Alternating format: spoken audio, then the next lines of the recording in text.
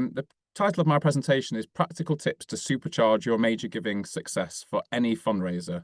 And perhaps it's worth touching immediately that the title doesn't mention the big give, and indeed most of my presentation doesn't mention the big give.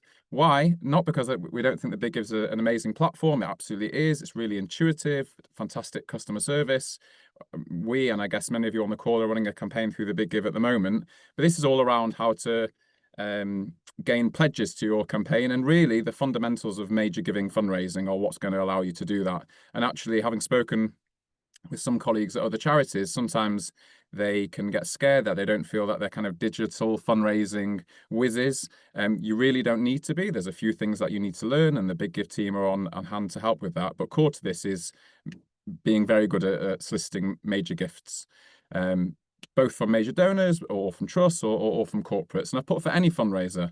So there's nothing within here that I think is out of reach for any individual or any team, even for a one-person team, which I know some of you are.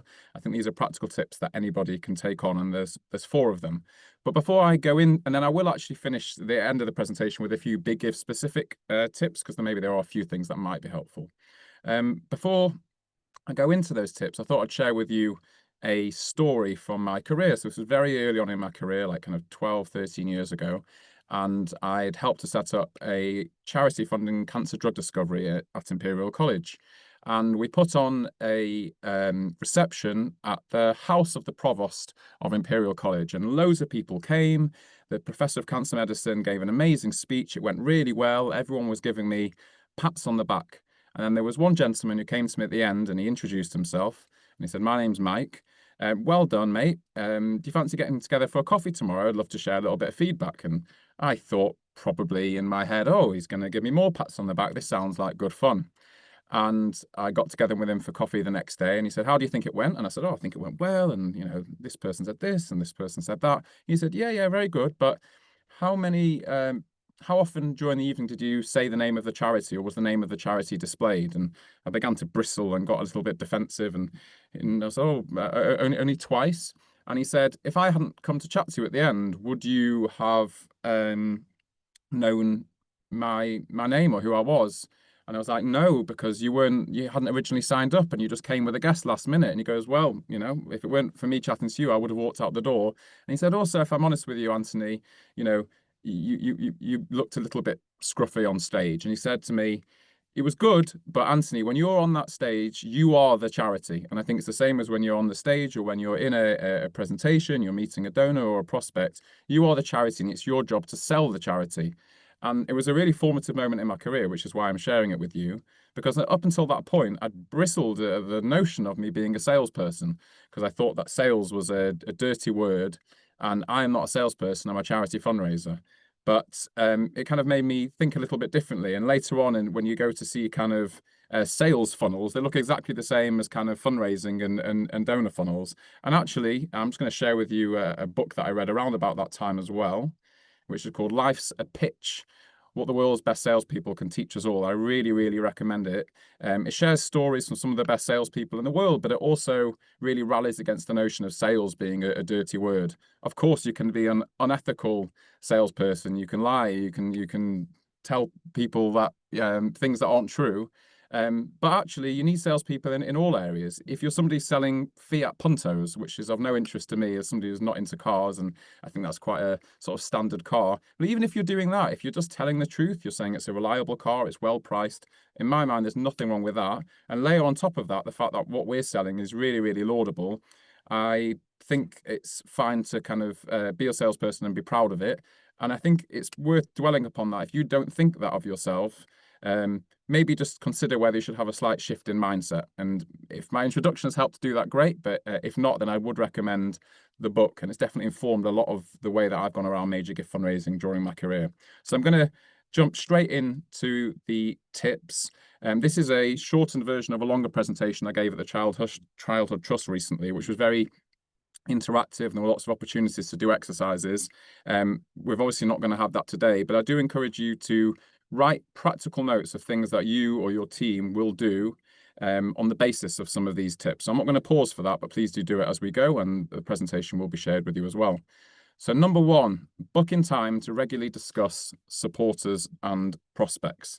Now, this is so banal that I actually considered removing it from the presentation, but I actually think it's perhaps the most fundamental part of this.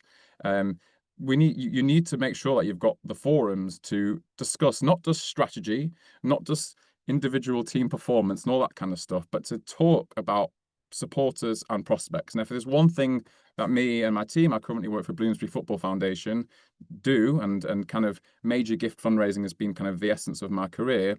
It's we talk about donors and we talk about prospects. What's going to most energize them? What's going to most convert them? How can we get to them? There's lots of different ways to do this. I'm happy to pick up the conversation with people individually, but I'll just share like a few fundamentals. So this is about meeting structure and process. This isn't about at this particular point in my presentation talking about the specifics of those donors. So first of all, things you don't need to do this effectively. You don't need a big and highly experienced team. You don't need an expensive database. And you don't need a team of data ninjas creating fancy reports. And Beth and Sahil share that there's some, small charities on this call, and I can imagine some of this stuff sounding scary, but you actually really don't need very much to get started. What I would recommend, and I think for some of the larger charities who are already doing a bunch of this stuff, then none of this will be new. But if nothing else, I would suggest creating a list of your top 20% of supporters. There's something called the Pareto principle, which is kind of the 80-20 principle. That is, in a team, 20% of individuals will account for 80% of the productivity. And it typically tends to be the case with supporter bases as well. So that's the Pareto principle, Pareto. So, of course, you need to make sure all of your supporters are being looked after, they're being stewarded well, they're being communicated with. But if nothing else, and in the theme of today of talking about kind of gaining big pledges for your campaigns, let's make sure that those top 20% of supporters or prospects are being considered deeply, and that you've got meetings to do that. And actually, when I presented this at the Childhood Trust, there were colleagues who said that actually they really didn't spend very much time in their meetings talking about individual supporters. So hopefully, if that applies to any of you, I would encourage a shift. I've put, or fewer if necessary. If you're a really small team, maybe embryonic, maybe you've had some shifts in the team, then make it 20%, 10%, anything, but start somewhere. So 20% supporters, list of top 20% of prospects, and then book in regular meetings to discuss all of the above. So the way that my team do it, and there's no one size fits all, is we have weekly meetings by division, so by trust and foundations, by corporates, by major donors, by statutory. And there's a lead, so the most junior person in that team is responsible for creating the agenda for the meeting. So one of the key things is looking on the database, or if not a database, on spreadsheets, looking at the names that need discussing, speaking, aligning with other members of the team and seeing which prospects or donors they want to be discussed in the meeting, and then leading that meeting. And then there's one catch-all meeting that we have every fortnight. We call it a tier 1 meeting, where these are our absolute top biggest prospects. We bring our chief executive in as well, and we just make sure to go a bit of a deep dive and make sure that nothing's been missed in any of the divisional meetings. So that's a potential framework for you to copy, but please do make it your own. I will just share with you a recent example from my career. So I'm a trustee of an amazing charity called Unitas. It's a youth zone. It's part of the Onside Youth Zone Network. And when I started becoming a trustee, I asked to see a list of their top 20 to 30 ever supporters. And good news is that the vast majority of those were really being looked after very, very well. But there was one trust who had donated quite a lot of money a few years ago, had been brought in by a former member of staff, and everything had kind of gone cold. And my suggestion was, well, why don't we just reach out to them and send them an email? And we drafted an email for the chair to send, and had a really positive response. The trust came to Unitas and ended up committing 50,000 a year for 3 years. So that was kind of one of the kind of meeting that I'm talking about, just identifying prospects and key donors and having a plan around it. And often the action from there is really simple and something that anybody can do. So that's my first tip. I will move on to the second. So ask lots of questions and practice what I call medium talk.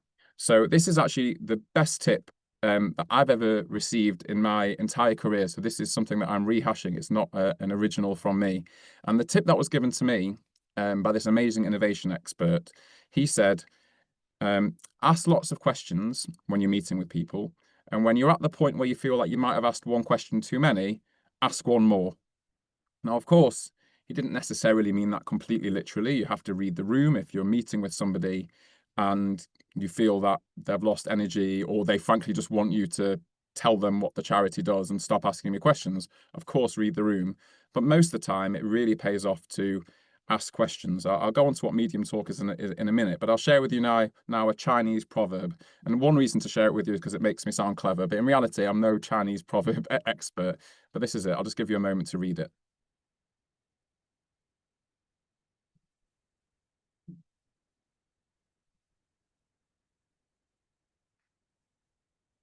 Essentially, the nub of this is that by asking lots of questions, you will be able to ascertain information that will be useful, and you'll be able to sort of change the direction of the conversation based on the person that you're speaking with's interest and whims.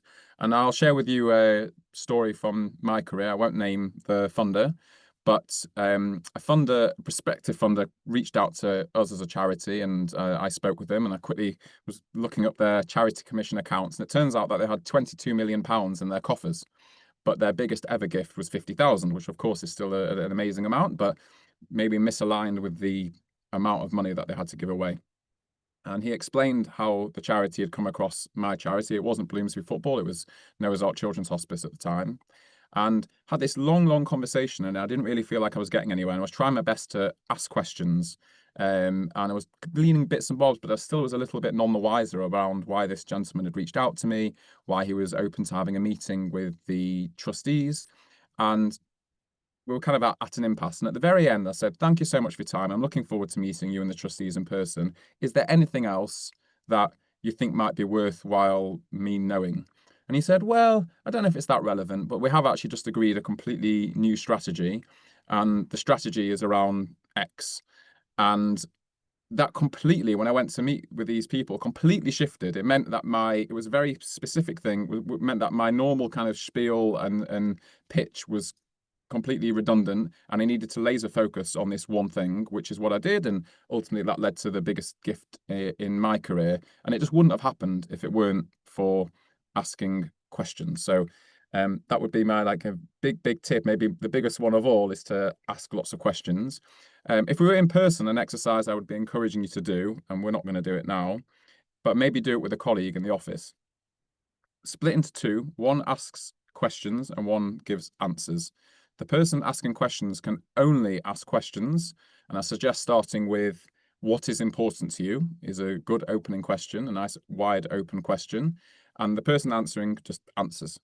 And the person asking questions can probe a little bit. Oh, that's interesting. Why did you say that? And why do you feel that way? But the person asking questions cannot do anything other than ask questions. And what you find, it kind of is the same every single time that you do it. But still an interesting exercise, and I would encourage it, is you find that the conversation kind of gets deeper and deeper, and you understand more and more about the individual's values. Now, if you do that within supporter meetings, normally people quite enjoy talking about themselves. So it's kind of effective way to sort of grease the wheels of a conversation, but also really productive. I call this medium talk. So you're not going in asking people if they believe in God or what their greatest fear is, but nor are you kind of asking or talking to people about the weather. It's kind of the stuff that lies in between, and spending some time and playing around and experimenting in meetings with what works, what kind of unlocks the conversation, what makes for rich kind of conversation, that's the biggest tip of all of these, and ultimately will be kind of the key to unlocking some big gifts, because you'll understand what it is that people are most likely to give to. Question 3. Tip 3, quick wins to strengthen your case for support. So you've got your meeting alignments, that's tip 1, and you've kind of identified. You've resolved that you're going to ask lots of questions, but ultimately at some point you've got to state the case for support for your charity. You've got to say why this charity is an amazing one to give to. And I think speaking with colleagues at the Childhood Trust event, sometimes people are concerned, gosh, we've not got this amazing marketing team because we're very small. We've not got a data and impact division. So we're just going to fall short from kind of other competitor charities, for want of a better way of putting it. And I would say that there's things that you can do that are incredibly lo-fi, quick and easy, which massively increase your case for support. I'll just share here, and for those who are kind of behavioral psychologist kind of experts, forgive me if I butcher this, but there's a book by Daniel Kahneman called Thinking Fast and Slow. And within that, he talks about system 1 and system 2. System 1 is on the left. It's kind of intuition and instinct. And basically, most of us make kind of, that accounts for around 95% of our brain power. So it's unconscious, it's fast, it's associative, and it's kind of automatic. And then 5% is the rational thinking. So 95%, in putting it in fundraising terms, is storytelling, and storytelling is the lifeblood of fundraisers. You need to bring to life, particularly if you have not got a charity where you're able to bring people directly close to the beneficiaries. Let's just say you're meeting somebody for a coffee in Starbucks. What can you do to bring it to life? And this doesn't need to be a big flowing case study. It can just be little nuggets, and I'll go into some ideas around that. And then some people, when they see this, they think, oh, the 5% doesn't really matter. Why would you focus on the 5%? The 5% is super important as well. If you've really hooked people in emotionally, they like you, you've asked interesting questions, you found out about them, you've sold the merits of the charity and kind of your laudable goals to them, but then they'll ask you like a simple question like, what percentage of the money that I give is going to go to charitable causes, or what's your current reserve level? Who are your trustees? That kind of thing. If you don't know the answer, then you'll just lose all credibility and you'll like snatch defeat from the jaws of victory. So that is also really important, but the heavy lifting is done by the storytelling. So I thought I'd just give some tips about ways to bolster your case for support. And these are really quick wins. So system 1, storytelling.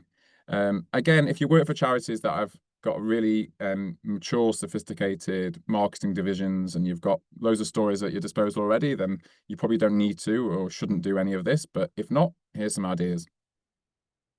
So book in 10 minutes with 6 members of your delivery team. That's an hour's worth of work, and ask them questions around what motivates them. Have they seen anything amazing recently? Can I tell you about one of the beneficiaries of your charity? And what they probably won't do is give you something that's case studyable for a video or for a newsletter, but they will give you like little nuggets. We heard amazingly in our program, so we deliver kind of free and heavily subsidized football for young people in deprived communities. And we also have a program for young refugees. And a social worker in our program told us recently that there was a girl in our program who she'd been supporting for 6 months, but she hadn't seen her smile for the entire 6-month period.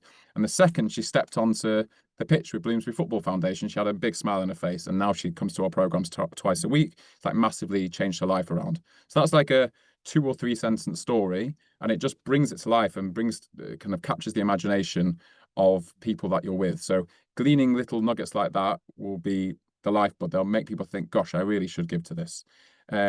Ask to go along to a marketing video shoot with beneficiaries. So it might be that actually it's not that easy to kind of commit time to meeting with beneficiaries. It might not be appropriate, but maybe there is something going on that you can just piggyback on, even just be an observer for, which doesn't add any weight to anyone, and you can just sort of stand there. And if your organization is already shooting a video with a beneficiary with a really impactful story, just being in the room and hearing a bit more of the detail, it's like an easy win, be really powerful. Ask for a storytelling slot to be added to your all staff meetings. So if you have all staff meetings and they're only kind of focused on strategy or on sort of tactical operations, then I heavily recommend asking whoever it is that you need to ask. Can we ask program managers, service delivery colleagues, researchers, whatever kind of charity you work for, to come and share some stories from the coalface. We're on a big cycle of this at the moment at Bloomsbury Football Foundation, and we actually have a slot on, I think it's the 24th of July or June, where every single one of our coaches, so our coaches for young people, is going to share an impact story in one kind of big mammoth session. And like that is going to give us so much fuel to take to meetings, and also be really inspiring for us as colleagues, kind of eager to be motivated by what we do. So that's the kind of storytelling, some quick wins there.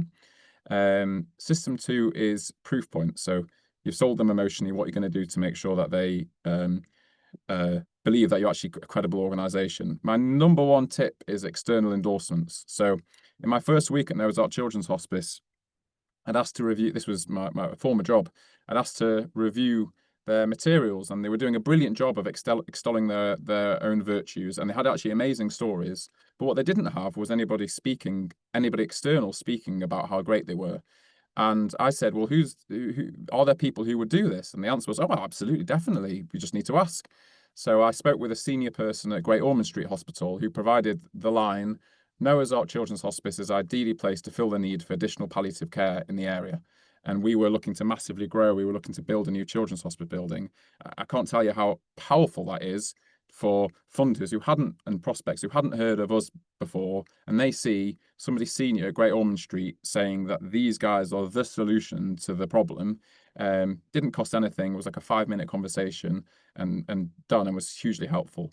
A tip around how to do this: if you identify that you've got somebody in your field of view who would give a good endorsement, and you send them an email saying, will you give us an endorsement? They probably will, but the likelihood of that being the right length, the right tone for your case for support document, for your applications, for you to relay verbally in meetings is quite low from my experience. Much better is if you say, can I just jump on a quick 5 minute call with you? Ask them a few questions, and then ask if you can send back to them a quote which summarizes kind of your take home from the conversation, which they then, of course, have mandate to amend as they see fit. I would say like 8 or 9 times out of 10, as long as you've been authentic with the way the conversation went, they say that's great. Use that. Every so often they might change it slightly to their, to meet their tone of voice a little bit more. And then you've got proof points beyond just the storytelling and the anecdotal. Lo-fi beneficiary services surveys. So if necessary. So much better than this. We're very lucky at Bloomsbury Football Foundation. We've got a kind of, it's a small but brilliant impact function, and we do longitudinal surveys. Like we're quite far advanced on our journey in this, which is really, really helpful. But if not, you can do some focus groups. You can do some Google form surveys with a smaller number of beneficiaries just to get something, because at the moment, funders are so impact driven that if you just don't have any evidence of efficacy, then you're just standing out negatively against other charities who are knocking on their door. So lo-fi beneficiary surveys isn't the ultimate answer, but if you have nothing, then it is something that you can do, and I would recommend. Finally, think and ask big. I'm a little reticent to say what I'm about to say because this is being recorded, but I'll say it nonetheless. There's that phrase, if you don't ask, you don't get, which is true, but I actually would like be a bit more affirmative around this. Like, if you ask, you get. Like, have that mindset. Of course, don't be obnoxious with it. Not everybody that you ask will give, and you need to be respectful of people saying no to you and all of that, and be resilient to when they do say no. But people do say yes, like surprisingly regularly. And I would say if you're ever kind of erring on whether or not to make an ask, and let's think about now around pledges for the big give, if you're in any doubt, then probably ask. Check in with any relevant colleagues who might know more information about the funder, but think and ask big. Some questions for you to ask yourselves.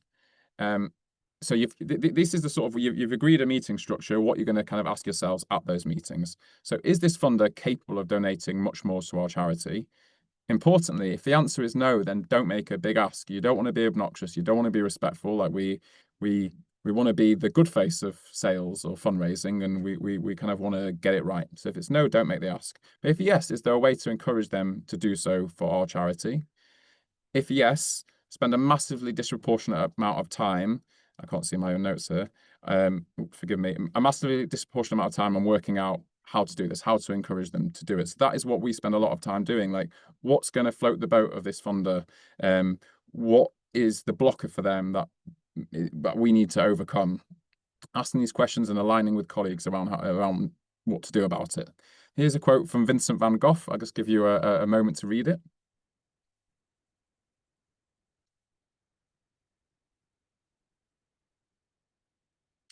And I'd say this is like really captures the essence of a lot of what the teams that I've kind of led and been part of have done. Um, of course, some things happen by chance, but a lot of what we do is quite deliberate.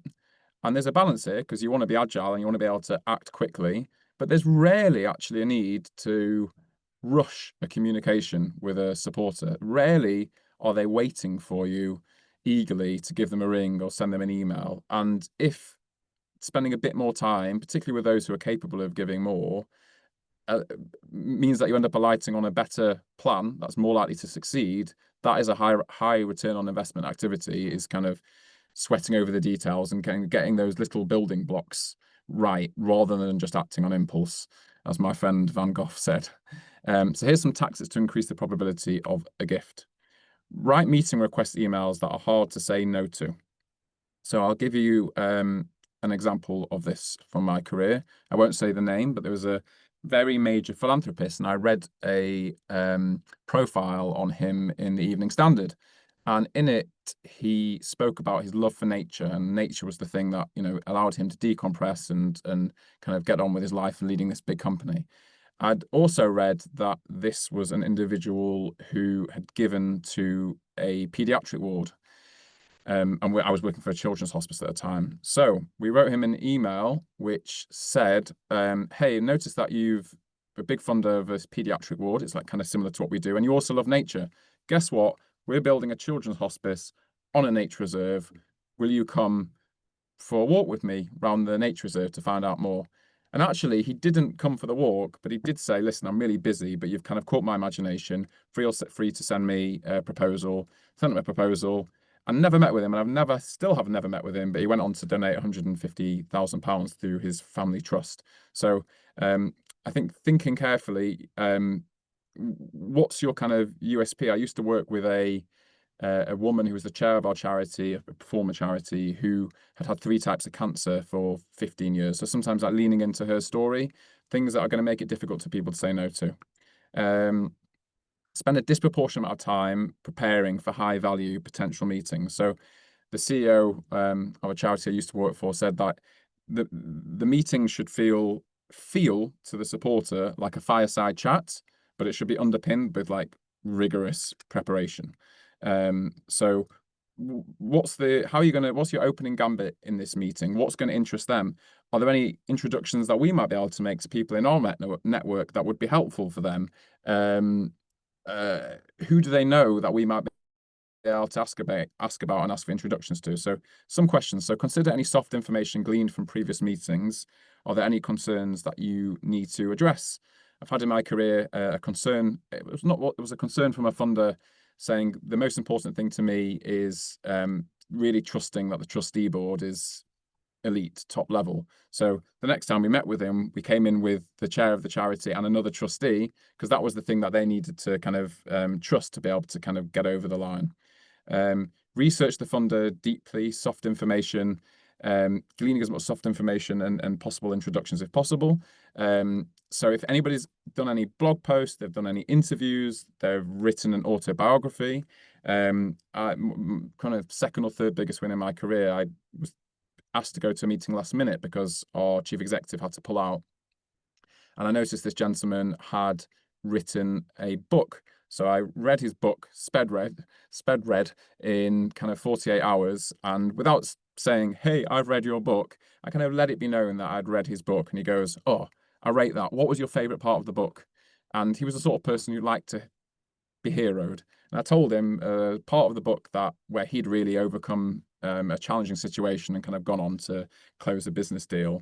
And he absolutely loved it and still like kind of talks about it to this day. I'm still in touch with him and went on to donate a large amount. So if you've got a big meeting in the pipeline, if you need to cancel a bunch of internal meetings, if you need to cancel one-to-ones, if you need to send, if you're a manager, send somebody else to the meeting with another donor, make sure that you're going into those meetings super duper prepared. Hold internal alignment meetings. I think kind of creativity and riffing is rarely best done completely by yourself. So we spend quite a bit of time discussing some of the above, like what's the best angle here, what's going to most interest them. And some people might have some insights that you don't have, or might have an idea that you don't have.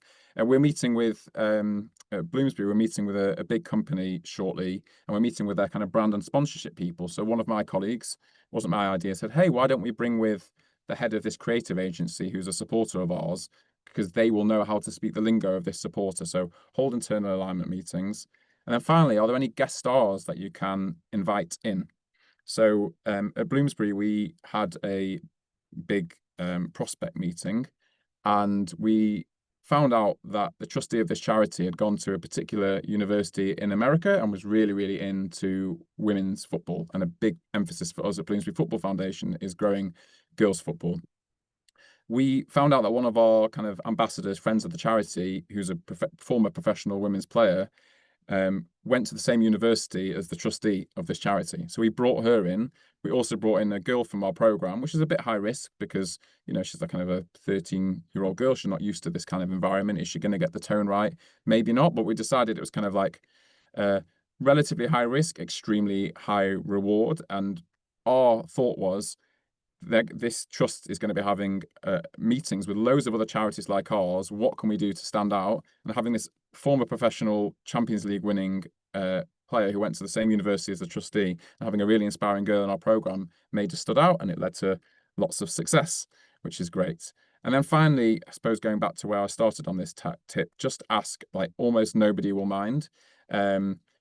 I will often say to a supporter who I've got good rapport with, I'll say, look, I think we've been discussing a gift at this kind of level. That's really, really appreciated.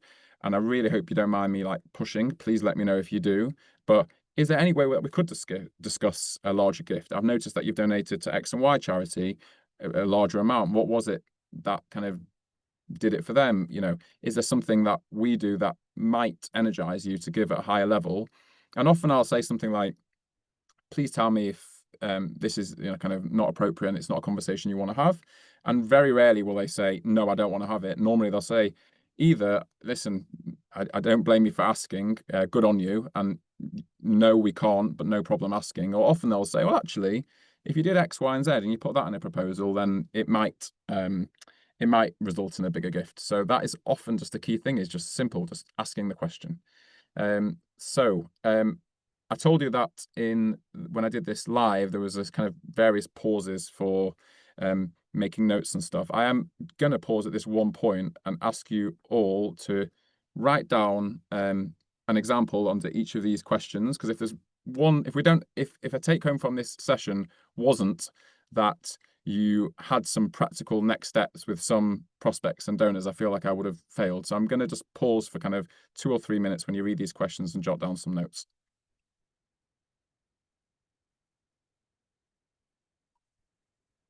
And we'll actually read them out loud just in case there's anybody who is visually impaired and can't view. So think of one prospect you're going to ask for a meeting with. What's your hook? Like, how are you going to make that meeting request email that's difficult to say no to? Think about one meeting that you've already got planned. What you're going to do to increase the quality of that meeting. Are there any guest stars? Are there any stories you're going to be able to tell? And thinking about one existing funder you're going to request an uplifted gift from. Like, who's that supporter? When you're going to do it? What's your justification for asking for a bigger gift? So I will pause for kind of 2 minutes or so to give you a chance to answer those.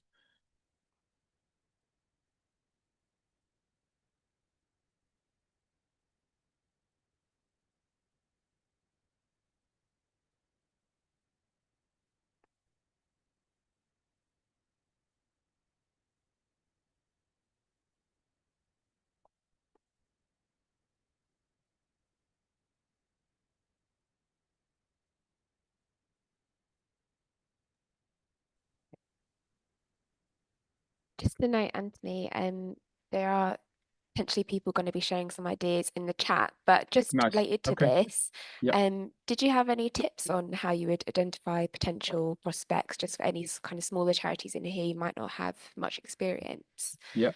Good question.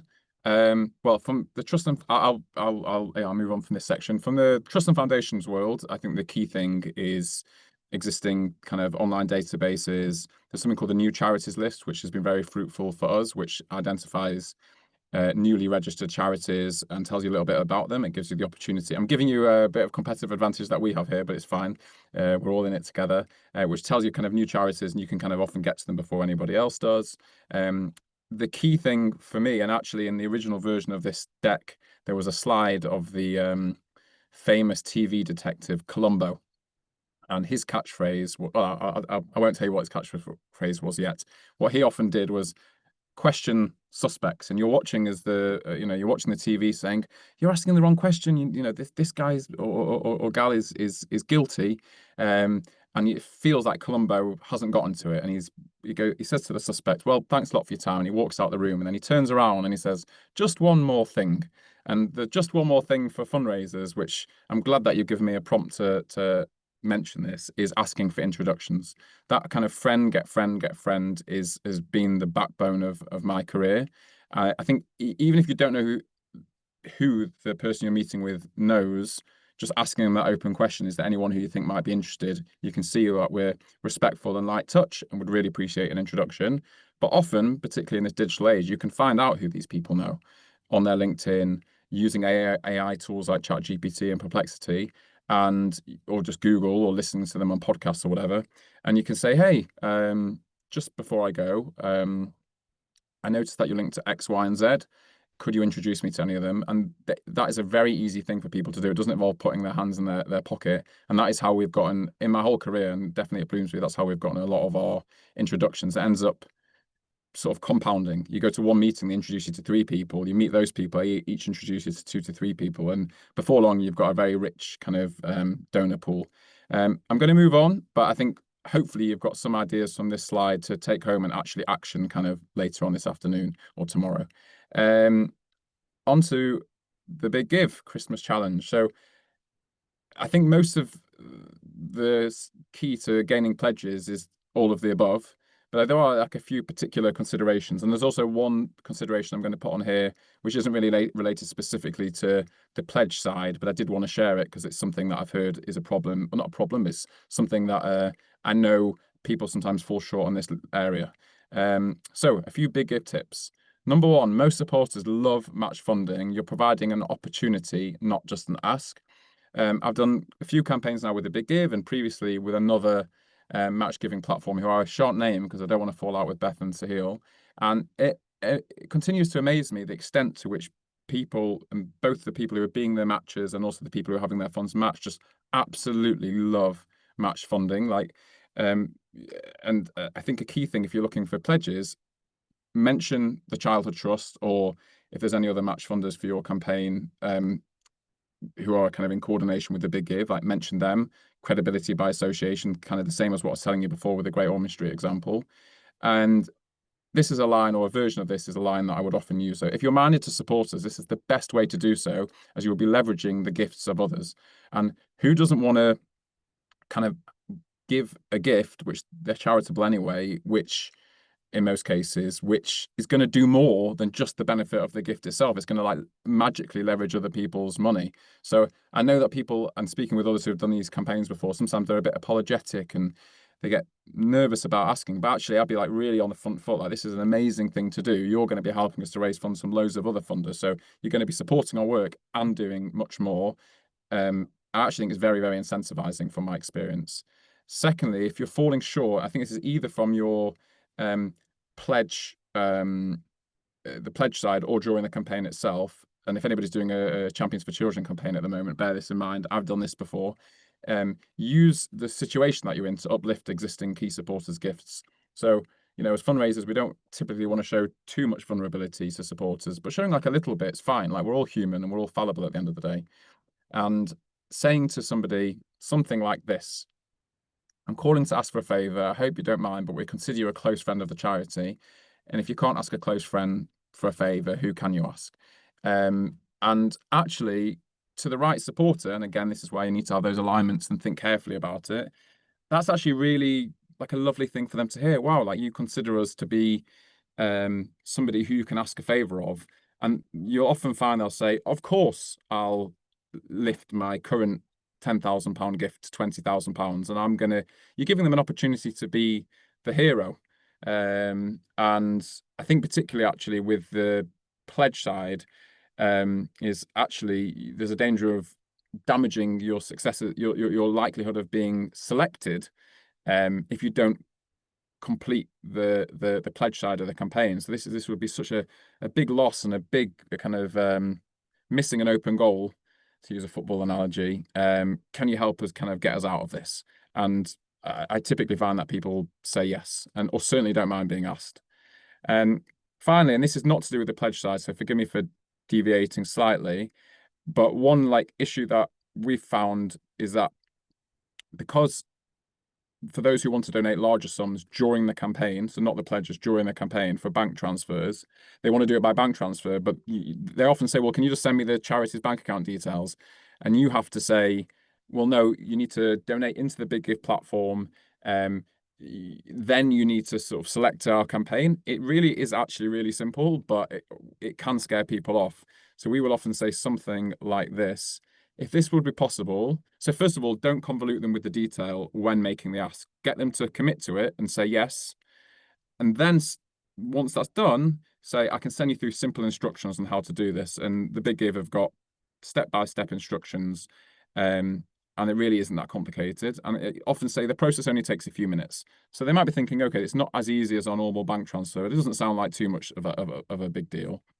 And then the other thing is often, if this is possible, feel free to put me in touch with X, so like your finance team, your EA, and I can talk them through the simple payment process, and just essentially making it as easy as possible for people to give and not feel like it's going to be onerous for them is often the thing that gets bank transfer donors over the line during the campaign. I hope you didn't mind me sharing that slightly off-piste tip. That is it from me. I hope it's been helpful. I think we're going to have a Q&A and I will do my best to answer, but I will stop sharing screen now, Beth. Great. Thank you, Anthony. Honestly, so many great tips in that. And I can see a few people in the chat already saying how useful it's been.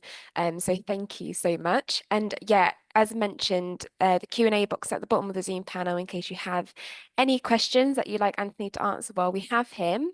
But there's a first question here for you, Anthony, which is, do you have any example emails that you've sent that you're able to share potentially that have really helped to kind of clinch the deal with these kind of trusts and foundations that you're speaking to? Yeah. I think I'm probably not going to like copy and paste an email in here. But there's something called anchoring. It's another tip.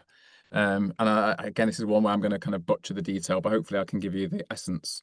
There's a psychological trick that people often, if you say to people, if you send people an email and say, we'd really appreciate you donating like £5 or more, or would really appreciate you donating like £100 or more.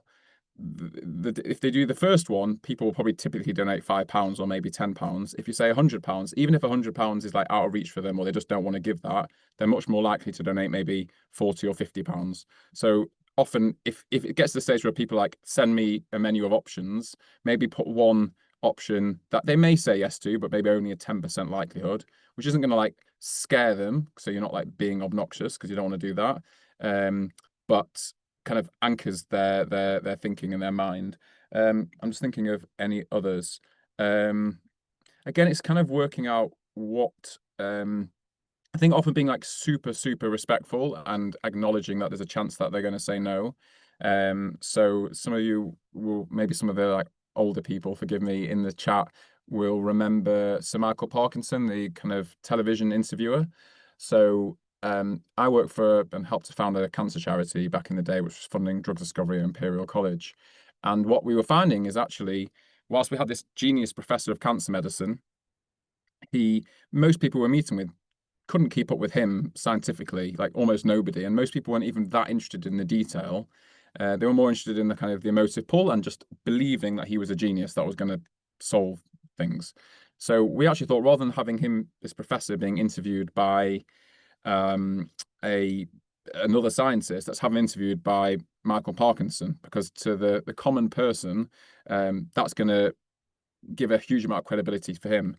So we wrote a letter from the chair of the charity sadly is no longer with us, but at the time she was living with 3 types of cancer. It was a really respectful letter. It was like, look, I've set up this charity. It's funding the work of this amazing professor of cancer medicine.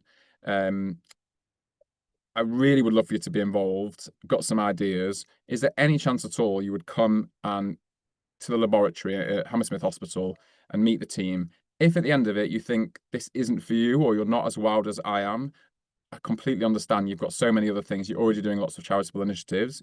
But if you are wowed, then who knows? Maybe we can talk about things that we could do together. Like, also understand if you just not got time. So it was like super, super respectful. And I think he liked that. And then a month later, there he was in his chauffeur-driven car. And that actually, he did do the interview. It was like an amazing, kind of quite unique asset. Just thinking of like any other examples. I mean, brevity is really important. Um, I think often adding in a little bit of a story. So like thinking about ways to reduce a case study into like a quote, a short quote from a beneficiary. But I guess it's like horses for courses, and every single one's different. Yeah, hopefully that gives you some ideas. Thanks, Anthony. Now a question here. You mentioned on one of your slides about sort of feeling out if someone can give more. How do you know if they have more money to give? Is that just Yeah. intuition or research? Yeah. There's normally some kind of like wealth indicators, like where they're working, is often one. Often they're giving through some sort of charitable trust, or the meeting might have been arranged by some of the like Prism or the Ludlow Trust. So you're like, okay, that's some sort of like indicator. Often, because of the way that we do fundraising, is they've been introduced by somebody, so the person has already told us that they're of interest. Um, and then obviously if they've got family a family trust, like looking up how much they give away, looking at their accounts. Um, yeah, there's normally some sort of clue because of it's rare that an email just lands on your lap and you have no idea who it's from or what the context is. That does happen, and I'm sure there's probably some hidden wealth in all of our databases. There is something called prospecting for gold, which I used um, early on in my career. Somebody might tell me they don't exist anymore. I think they do exist. And they were able to kind of mine our database and tell us where there was hidden wealth. And that did actually give us some good tips. I know it's been harder for them in the age of kind of GDPR. I'm not an expert on that anymore, but that might be helpful as well. And Sue Canderton, thanks, they do still exist. And I also agree, Sue, with your comment in the chat. It's a really good point. Absolutely, the lower amounts on the menu, anything that anybody gives, we should label and signal that would be really appreciated, and we should thank them for it profusely. Even somebody who's really, really wealthy, who gives a relatively small amount, is still really generous of them, and it might well be that they're giving much more to another charity, and that's just fine. Yeah. Great. And then I know obviously you have a sort of different relationship with the Childhood Trust where sort of you do sort of know that they're going to be your champion going into like the Christmas challenge. But just to explain the normal process is that we charities normally only find out who the champion is after the pledge deadline in August. So do you have any tips on how to frame the ask to pledges if they don't know who their champion will be before obviously they do that ask? Would it be, for example, mentioning other funders outside of like Christmas, a big give that they've worked with? Would that help, for example? Uh, I think just work with what you've got.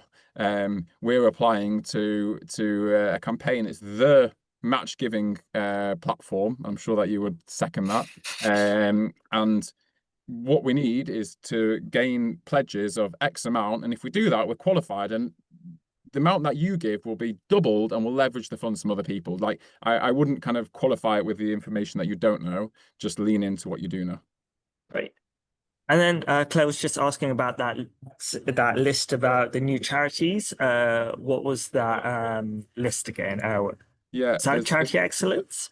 no, there's something called the new charities list. I think that is what it's called. And forgive me if I've gotten the name wrong. No, And I need to get onto them and ask them for some commission for all the sales they're about to yeah.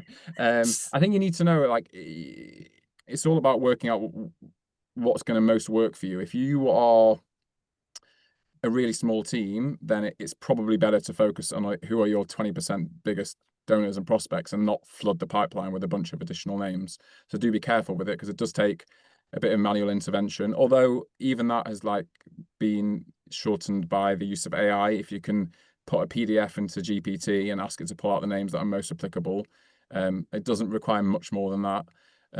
But yeah, I think it's called the New Charities List, and if I've gotten it wrong, then I apologise. Great. And Anna, Sahil, sorry. so I was just going to say, obviously, we've been speaking about identifying new prospects and potentially reaching out as well to existing supporters to see if they can increase their gift and things like that.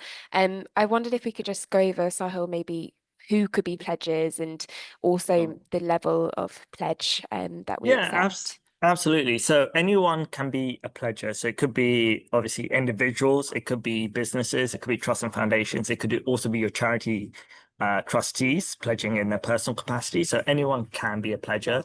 The only sort of entities that can't be pledgers are other charities that are participating in the campaign for obvious reasons, and any organizations involved in the delivery of work that you're raising funds for. So those are the only sort of two entities that can't be pledgers. And in terms of reaching your pledge target, there isn't a minimum number of pledges you need. So you could have just one sort of organizational person like contributing the whole pledge amount, or you could have a collection of different people or organizations. The minimum individual pledge amount is £100. So you could have multiple people each pledging £100 to reach your target, or you could have, yeah, like I said, just one person pledging the full amount. That's really up to you, and how you manage that. And yeah, those are sort of that's the sort of broad overview of how pledges work and who can be a pledger. And yeah, and just to also flag, if you don't secure your pledge target, that's not a worry. You're still eligible for champion funds if you secure a minimum of £1,000 in pledges. So you'll be eligible for champion funds up to the amount of pledges you secure. So if you don't hit your target, you're still eligible for champion funds. So don't worry about that. And we do that automatic readjustment after the pledge deadline. So you don't need to contact us about that. Okay. Just a question that I can see from Catherine Shepherd. She said, it's the first time we'll be doing the big give. We have some local supporters we can approach, but want to build our network. Have you any tips on how you would go about identifying new potential prospects? I did say this in the presentation, but I think if I were in your position, of course, there's a bunch of activity you're going to be doing, researching trust and all this kind of stuff. But converting somebody between now and Christmas from like nothing into be willing to do something like this, and you can have that conversation. I think most likely it's going to be somebody who knows somebody in your existing network. So, like, however small your network is, I would start with that. I would go to those people who are already passionate about your charity and say, who do you know? And I give you a great example from earlier in my career. There was and it wasn't my win, it was somebody in my team.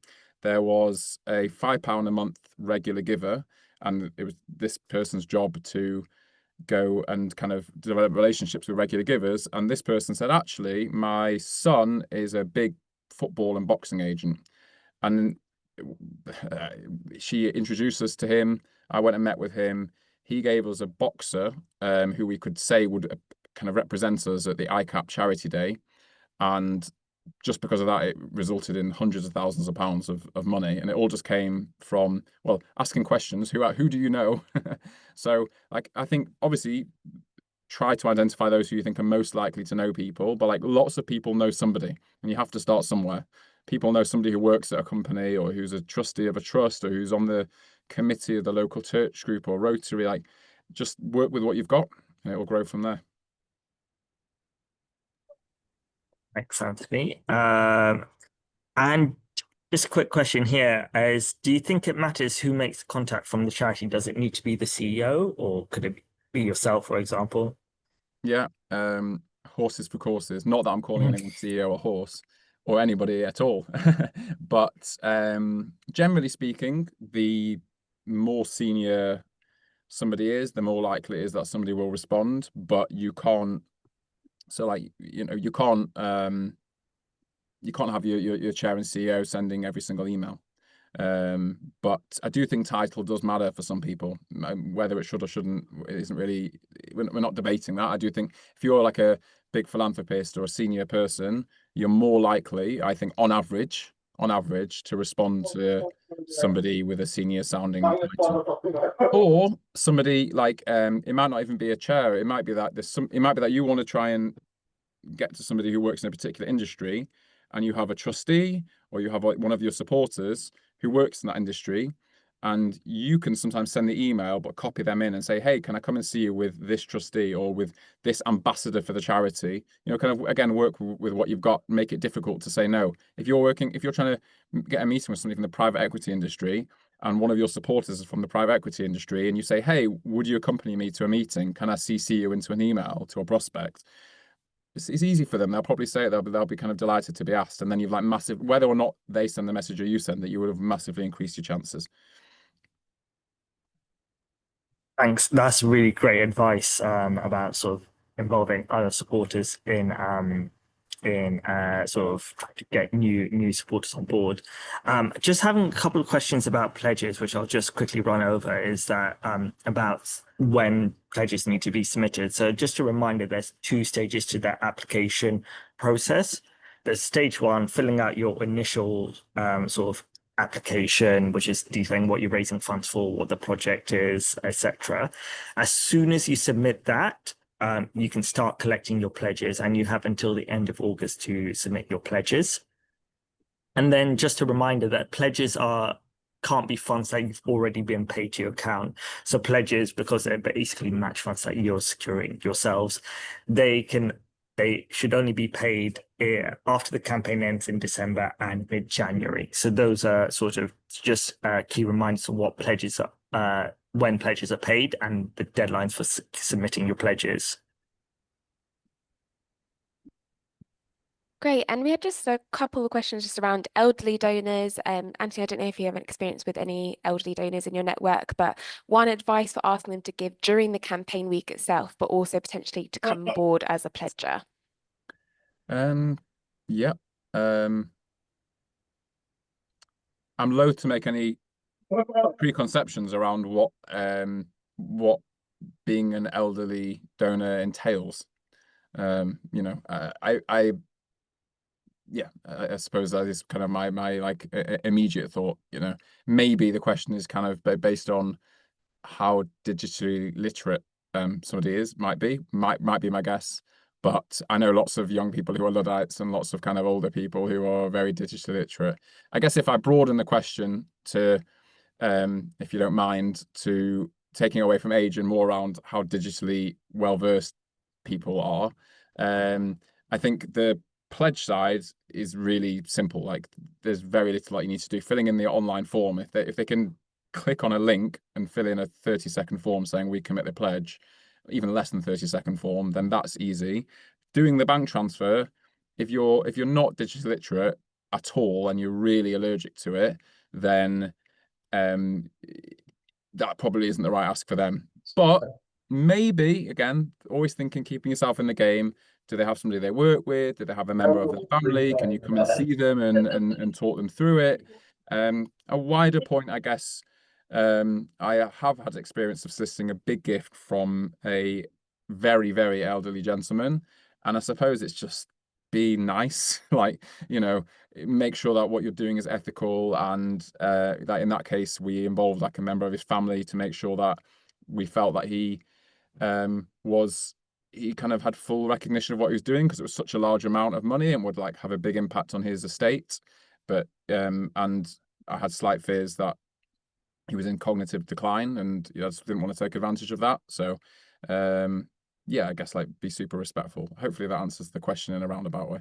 It absolutely does. Before I hand over to Beth to wrap up, I'll just build on some of what you said is again, like you said, don't alienate your donors. So if they really can't give online, this may not be the campaign for them to support you, and just ask them to maybe give you a donation for another fundraising campaign you're doing. And secondly is pledges can pay their pledge to you any way that's comfortable for them. So they can pay you via check, they can give you a bank transfer, they can pay you in cash. So it may be worth thinking about, well, if those people can't give to you online during the campaign week, actually maybe they're the people to approach to be a pledger, and they can still be involved in the campaign, and they can still take part. So maybe think about your donors like that. But yeah, now I'll hand over to Beth to wrap up. Thanks, Sahil. Thanks again, Anthony, for a really amazing presentation. There were so many tips and insights there, and I think a lot of us on the call can say we've learned something. So really appreciate that. I know we have still lots of questions coming in just about the process and pledges. I just wanted to remind anyone who didn't join our last webinar a few weeks ago, we had an application webinar that went into detail about the process and each stage and the deadlines. So I'd really encourage you to check that out. We have a Christmas challenge page specifically on our website, which links to that webinar, but it also links to kind of a breakdown of the process and how the pledges work and the match funding, etc. So I'd really encourage you to have a look at that. But if in doubt, please send us an email at hello@biggive.org and we can answer more specific questions there as well. But in the meantime, thank you everyone for joining us and hope you have a lovely rest of the day. Bye bye. Have a good day.